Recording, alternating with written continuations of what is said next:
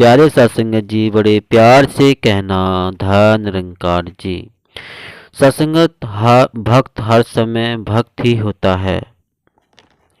कोई भी विद्यार्थी स्कूल के अंदर है तो वो विद्यार्थी ही कहलाएगा। जब वो गर्मियों की छुट्टी पर है तो भी कोई पूछे कि आप क्या करते हैं तो जवाब यही आएगा कि मैं छात्र हूँ। चाहे वो पूरी छुट्टियों में किताब का एक अक्षर भी ना पढ़े फिर भी वो रहेगा छात्र ही। ऐसे ही भक्त 24 घंटे भक्त ही रहता है। उठते बैठते सोते जागते अपने सारे कार्य को और जिम्मेदारियों को निभाते हुए भी भक्त हर समय भक्त ही रहता है। किसी भी काम में जब प्राथमिकता इस परमात्मा को दी जाए तो वो वास्तविक रूप से भक्ति ही बन जाती है। सत्संगत समर्पण यह नहीं है। अक्सर चालाकी में हम ऐसा भी कह देते हैं कि हमारे अंदर अगर कोई नकारात्मक भाव आ रहे हैं, कोई चालाकियां आ भी रही हैं तो उसे भी परमात्मा ही तो ला रहा है। यहाँ हम एक ऐसी ढाल बनाकर बैठे हैं कि हम कुछ भी गलत कर लें परिणाम इस परमात्मा का लगा देंगे। बात वही कि यहाँ भी हम समर्पित भाव नहीं रख पा रहे हैं। जग में रहकर जग से न्यारा जीवन। भक्ति किसी एक परिस्थिति के ऊपर निर्भर होकर नहीं जीते, बल्कि वो अपने जीवन को हर समय आनंद और सुकून का एहसास करते हुए जीते हैं। चाहे फिर कोई भी उतार चढ़ाव चल रहा है या फिर कोई निराशा या खुशी जीवन में चल रही है, वो भक्त वाली अवस्था में रहते हैं कि जिस तरह अगर पानी पर तेल की बूंदें डालते हैं तो वो ऊपर ही ऊपर तैरता है। सासंगत वही बात कि जग में रहकर भी जग से न्यारा जीवन भक्तों का होता है। सासंगत परमात्मा ने सबको पूरा ही दिया है। मन तुलना करता है कि परमात्मा ने किसी और के जीवन में इतना कुछ दिया है पर हमारे जीवन में तो इतनी सारी कमियां हैं। वही दूसरा इंसान कह रहा होता है कि इस व्यक्ति ने जीवन में वो सब है जो मेरे अंदर नहीं है। परमात्मा ने तो सबको पूरा दिया है। हर एक की बेहतरी के लिए जितना चाहिए वो दिया है। ये हमारी नकारात्मक सोच है जो हमें दूसरी ओर ले जाती है। जब हम इस तरह की तुलना करने लगते हैं तो मन में बेचैनी आ जाती है।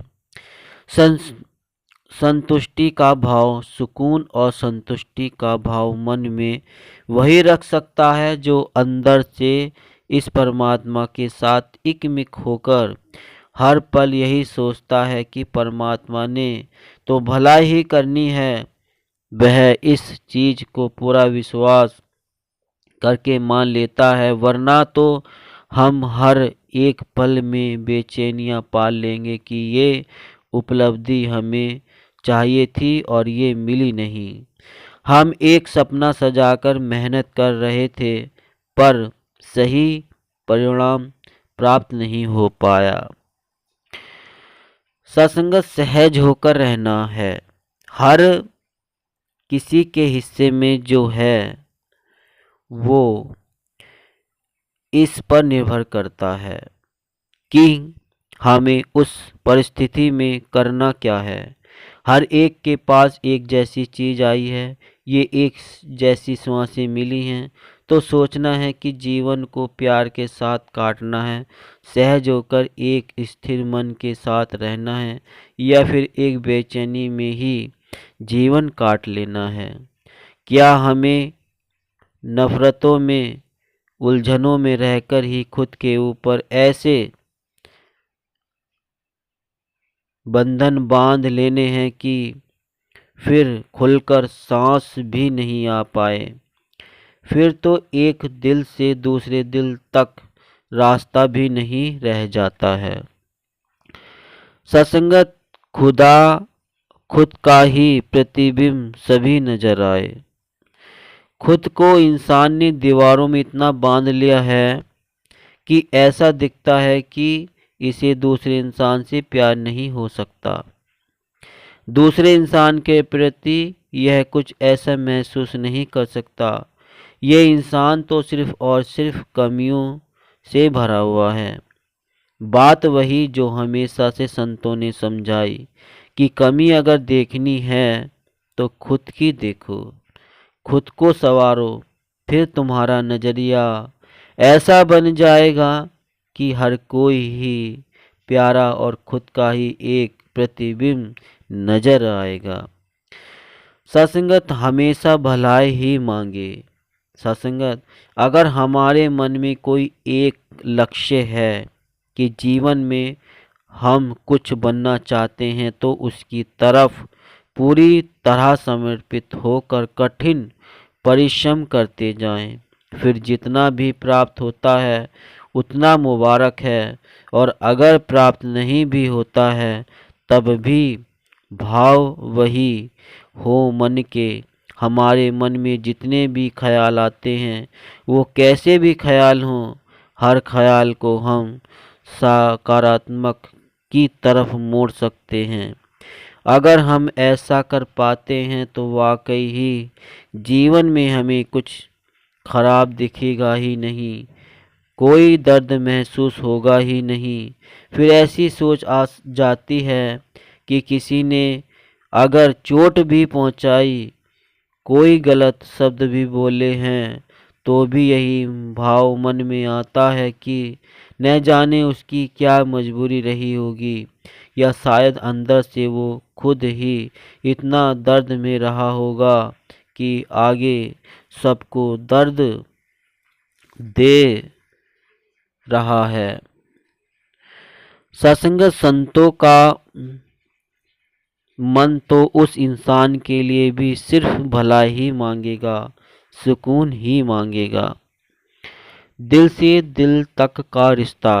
सत्संगत हर एक को अपना मानना और संभव हो पाएगा जब हर एक का स्वभाव अलग है।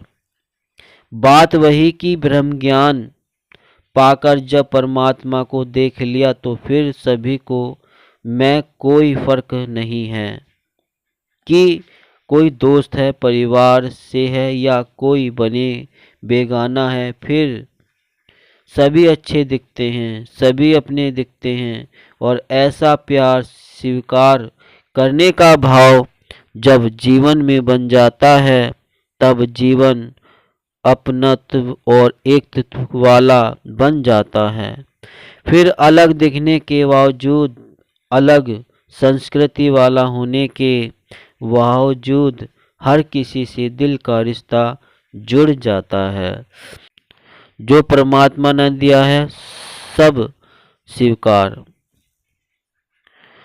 सत्संगत किसी ने अपना लक्ष्य तय किया हुआ है कि उम्र के इस पड़ाव तक ये डिग्री ले लेनी है, और सर्विस से कम इतना वेतन तो मिलना ही चाहिए।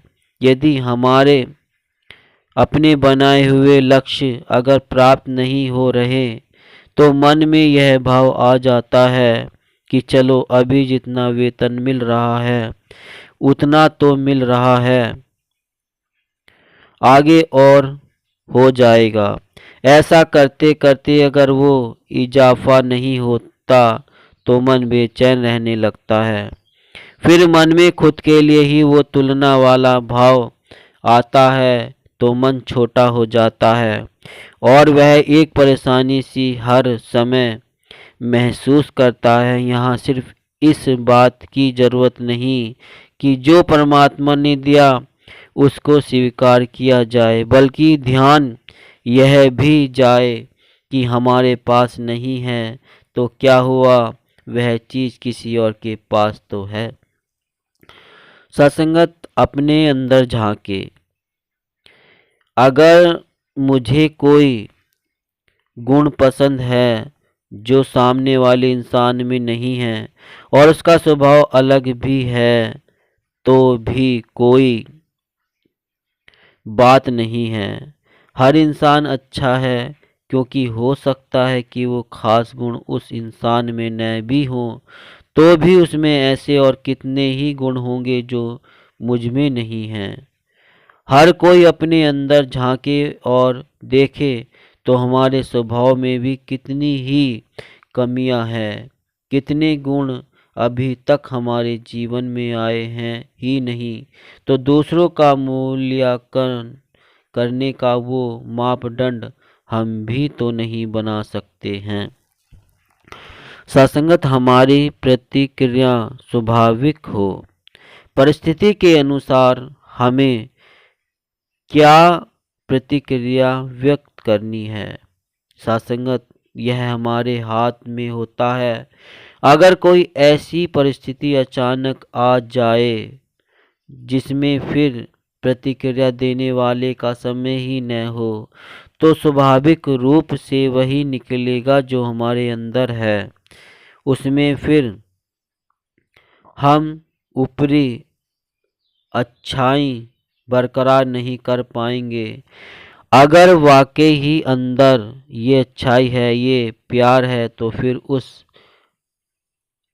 आकस्मिक अवस्था में भी वो वैसा ही निकलेगा।